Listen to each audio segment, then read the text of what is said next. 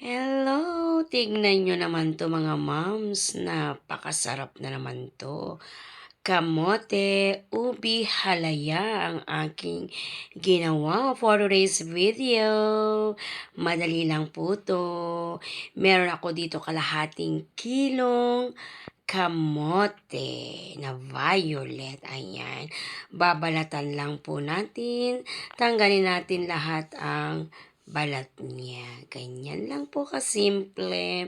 And then, dudurugin natin. Hindi ko siya masyadong dinurog kasi mas gusto ko yung merong konti kang makakagat na kamote. And then, sa isang pan, maglalagay ako dyan ng 3 tablespoon na margarine. Pwede ring butter kung meron kayo, pero margarine ang available dito sa akin. And then, pag natunaw na, ilalagay na natin yung ating kamote na nadurog. And then, maglalagay ako dyan ng 1 pack na gata, 200 ml. Then, haluin lang natin. Then, naglagay ako ng 1/2 cup na condensed na ubi flavor. Pag wala kayong ubi flavor, okay lang po. And then, maglalagay ako dyan ng konting food color para maging violet siya ng maganda. And then, gagamit din ako ng isang small can na iba, pero unti-unti ko lang po. Bali, 3 bagsakan ang ginawa ko.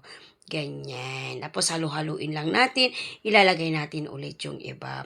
And then tinikman ko, medyo nakulangan ako sa tamis. So, nag-additional ako ng 2 tablespoon na condensed.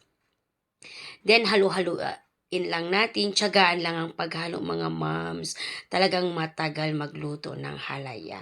Pag ganito na ang texture niya, yung nakikita yung nagmamantika na yung gata na nilagay natin, pwede na po yan.